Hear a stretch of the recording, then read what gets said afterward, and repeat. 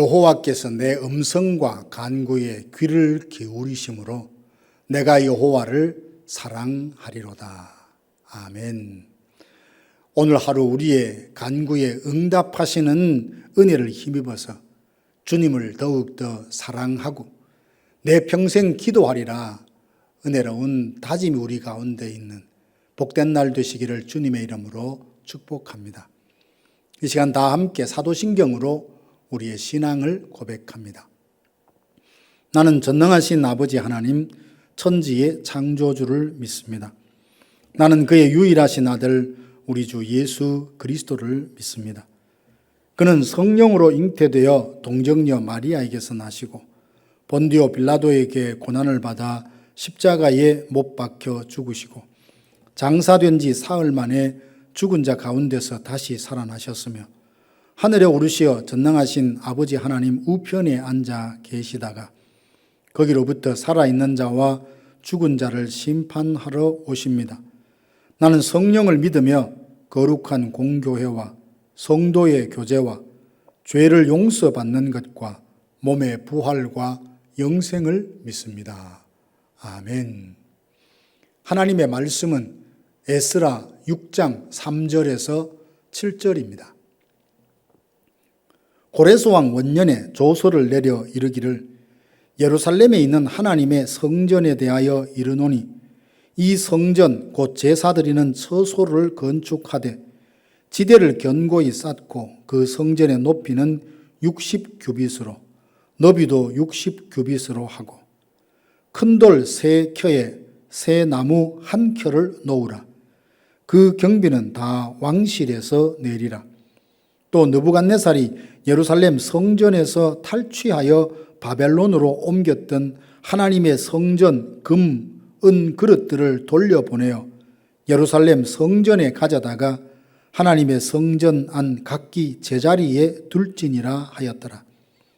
이제 유브라데 강 건너편 총독 다뜨네와 스달 보수네와 너희 동관 유브라데 강 건너편 아비삭 사람들은 그곳을 멀리하여 하나님의 성전 공사를 막지 말고 유다 총독과 장로들이 하나님의 이 성전을 제자리에 건축하게 하라.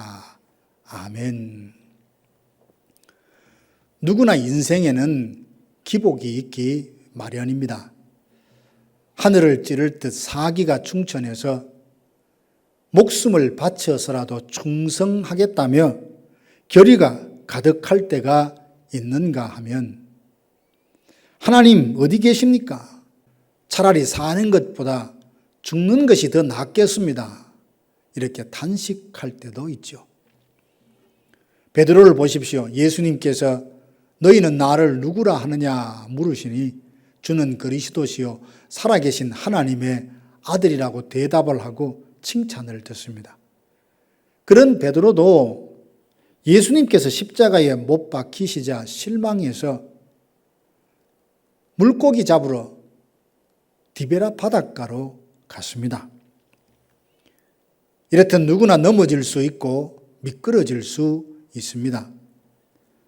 주님은 우리의 약함을 아시기 때문에 넘어지는 그 자체를 탓하시지 않고 성령을 힘입고 일어나 다시 시작할 마음이 없음을 안타까워하십니다.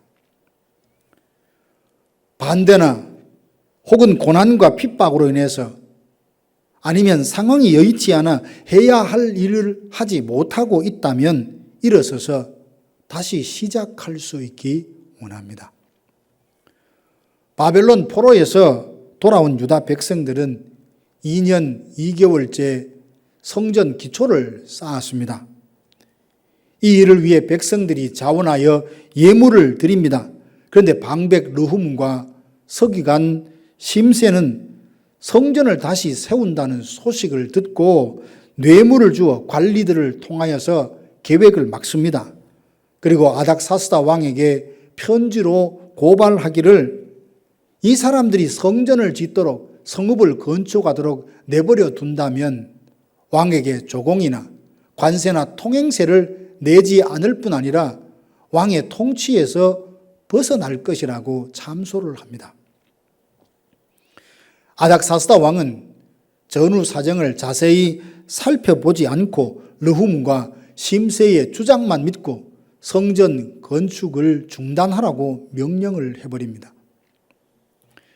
그렇게 해서 성전 공사는 다리오 왕 제2년까지 기초만 세운 후 약 14년에서 16년 동안 방치가 됩니다.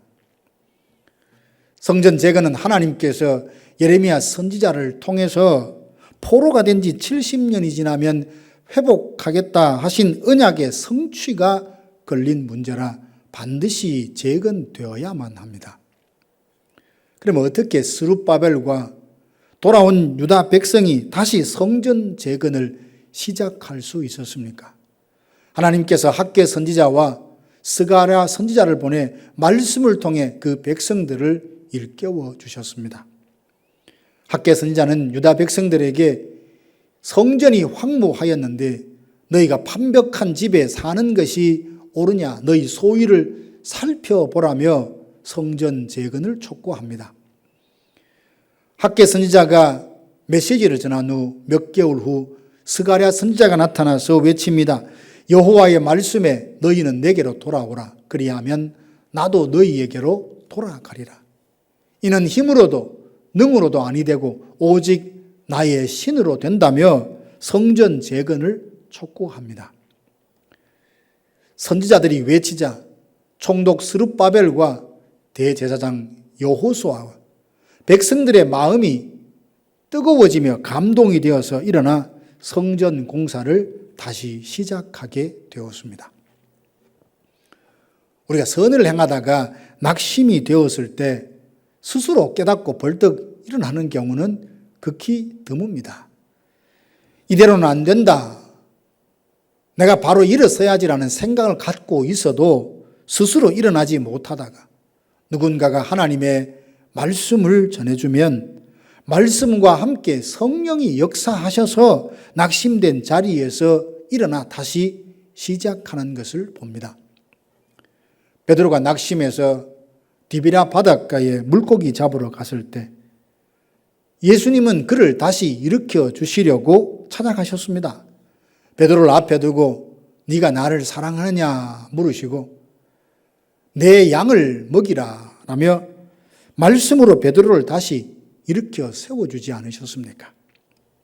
우리들 중에 하나님께 서원한 일, 은혜를 받고 약속한 일을 채 끝내지도 못한 채 삶이 바빠서 아니면 낙심이 되어서 혹 아니면 상황이 여의치 못해서 다시 시작하지 못하고 지금까지 미루어 둔 일은 없습니까? 낙심한 자리에 있다면 귀를 열고 성령이 하시는 말씀을 들으십시오. 일어나라. 내가 너와 함께 할 것이다. 내가 너로 영광을 받으리라. 나와 함께 가자 하시는 말씀을 듣고 주님이 내민 손을 덥석 잡고 일어나 가야 할 길 다시 걸어가고 해야 할 일 다시 시작할 수 있기 원합니다. 다시 시작하리라 믿음 안에 결단을 하면 하나님이 도와주십니다. 학개 선지자와 스가랴 선지자의 말을 듣고 성전을 다시 지으리라 다짐했더니 하나님께서 도울 자를 보내주십니다. 그들이 하고자 하는 일을 막지 못하도록 하나님께서 친히 돌보십니다. 총독 다뜨네와 스달보스네 그리고 아비삭 사람이 다리오 왕에게 글을 올려서 유다 상황을 자세히 알립니다. 그랬더니 고레스 왕이 성전을 건축하도록 명령했다는 문서를 찾아냈고 바사 왕실의 재정으로 성전을 건축하도록 후원까지 합니다. 바벨론 왕 느부갓네살이 빼앗아왔던 금과 은 그릇들을 모두 되돌려 성전 안 제자리로 되돌려 놓게 합니다. 그리고 왕은 누구든지 성전을 짓고자 하는 이 계획을 막지 못하도록 명령을 합니다. 그리하여 다리오 왕 제6년 아달월 3일에 성전 재건을 마치게 되었습니다. 이런 일들을 보면 모든 일이 합력하여 선을 이루게 하신다는 말씀이 딱 들어맞는다라는 생각을 하게 됩니다. 성전 건축을 마친 후에 학사 에스라는 하나님의 말씀을 연구하고 친히 준행하면서 백성들에게 가르치고 하나님께서 모든 사람들에게 은혜를 얻게 하셔서 여호와의 손이 이 모든 일을 가능하게 했다고 고백을 합니다. 사랑하는 성도 여러분, 하던 일을 중단하고 있다가 다시 시작하는 것은 처음에 시작할 때보다 더 힘들 수 있습니다. 그러나 그 일이 하나님을 사랑하는 마음에서 우러난 계획이었다면 다시 시작하십시오. 그 일이 기도든 말씀의 묵상이든 복음의 전도든 사역을 하며 헌신을 하는 일이든 무엇이든 하나님께서 이 일을 통해서 기뻐하신다는 확신이 있다면 다시 시작하십시오. 귀를 열고 성령이 하시는 말씀을 듣고 힘과 용기를 얻고 발자국을 떼면 하나님께서 돕는 자를 붙여주시며 친히 돌보셔서 마침내 이루게 하실 것입니다. 소중한 것을 무너진 채로 두거나 방치하지 말고 성령의 지혜와 능력을 힘입어 다시 일어나 시작하여 반드시 이루어 승리의 기쁨을 누리는 성도들 되시기를 주님의 이름으로 축원합니다. 다 함께 기도하겠습니다. 지금은 우리 구주 예수 그리스도의 은혜와 하나님 아버지의 크고 놀라우신 사랑하심과 성령의 위로교통 충만케 하심이 성령의 지혜와 힘을 덧입어서 다시 시작하리라 다짐하는 사랑하는 성도들 머리 위에 이제로부터 영원토록 함께 있을지어다. 아멘.